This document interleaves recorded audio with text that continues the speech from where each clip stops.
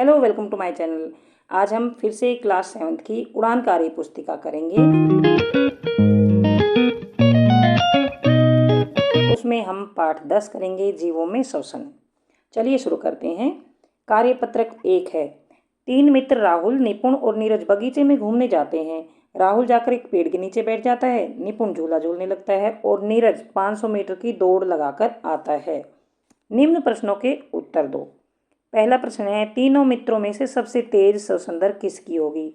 तो आप भी कभी बगीचे में जाते होंगे, पार्क में जाते होंगे, तो कोई दोस्त तो खेलने लग जाता है, कोई पेड़ के नीचे बैठ जाता है, कोई झूला झूलने लगता है और कोई दौड़ लगाने लग जाता है। तो इनमें से आप उत्तर दीजिए कि तीनों में से सबसे जल्दी जल्दी सांस कौन लेता है। ऑप्शन है राहुल, निपुण और नीरज। ये निपुण नहीं आएगा क्योंकि नीरज दौड़ लगाता है, तो नीरज जल्दी जल्दी सांस लेने लगता है। इसका मतलब है नीरज की श्वसन दर सबसे तेज है। श्वसन दर होती है 1 मिनट में कोई कितनी बार सांस लेता है, उसे बोलते हैं श्वसन दर। तो सबसे ज़्यादा बार सांस लेगा नीरज, तो नीरज की श्वसन दर सबसे ज़्यादा होगी। प्रश्न नंबर 2 है, दिए गए चित्र का नामांकन करें। ये चित्र दे रखा है, ये आपकी बुक में भी दे रखा है। इसमें ये है ग्रसनी और ये है श्वास नली, ये है नासा गुहा और ये है मुख गुहा और ये फेफड़े। इसमें ये बॉक्स नहीं दे रखे थे लेकिन मैंने लिख दिया, ये फेफड़ा है और ये डायाफ्राम है, ये पसलियां हैं ये, और ये पसलियों के अंदर फेफड़ा है। प्रश्न नंबर 3 है, जब हम व्यायाम करते हैं तब हमारी सांसें तेज क्यों चलने लगती हैं? तो पहले प्रश्न में हमने क्या पढ़ा था, नीरज दौड़ लगा के आया था तो उसकी सांसें तेजी से चलने लगी थी।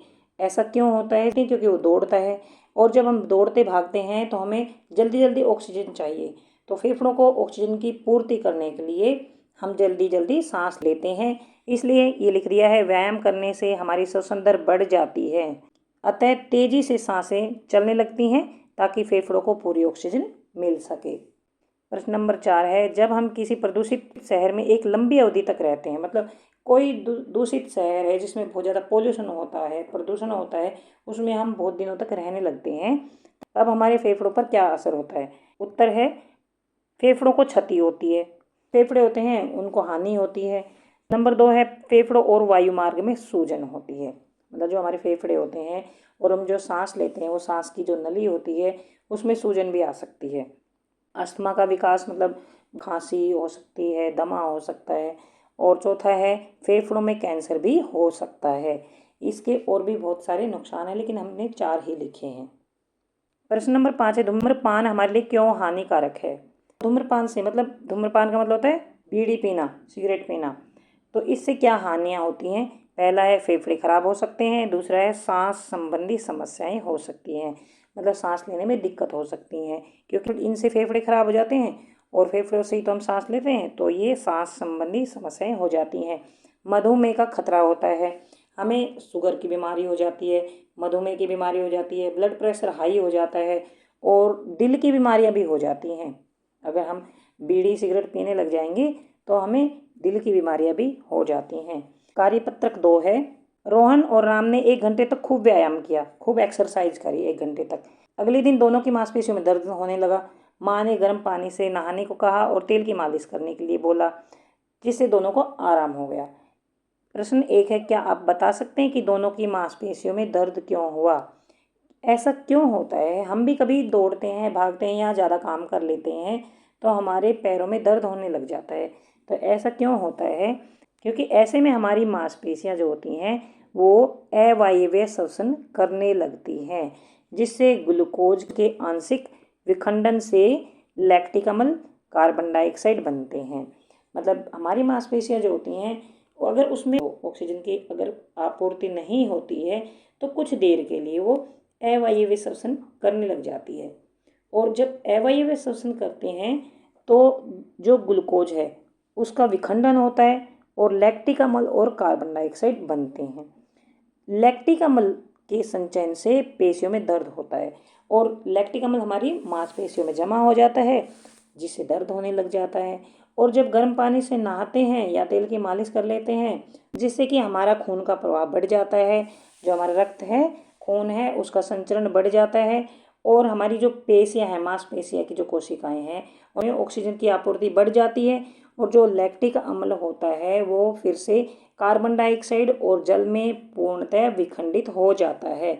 इसलिए देखिए लैक्टिक अम्ल तो खत्म हो जाता है क्योंकि उसकी जगह कार्बन डाइऑक्साइड और जल बन जाते हैं, तो इसलिए हमारी मांसपेशियां जो होती हैं उनमें दर्द भी खत्म हो जाता है। मांसपेशियों में इकट्ठे होने वाले अम्ल का नाम बताइए। तो ये हमने पढ़ा था ना कि ये देखिए लैक्टिक अम्ल, इसका नाम है लैक्टिक अम्ल।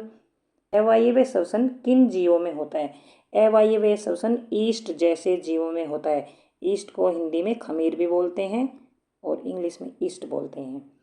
जो जीव वायु की अनुपस्थिति में, मतलब वायु नहीं होती, ऑक्सीजन नहीं होती है और उसकी अनुपस्थिति में जीवित रह सकते हैं, उनमें ये अवायवीय श्वसन होता है। प्रश्न 4 है, मछली में किस प्रकार का श्वसन होता है? मछलियों में गिल या क्लोम पाए जाते हैं, मतलब इनमें गिल्स होते हैं या क्लोम होते हैं। क्लोम जल में घुली ऑक्सीजन को अवशोषित कर लेते हैं। तो ये मछलियाँ सांस कैसे लेती हैं?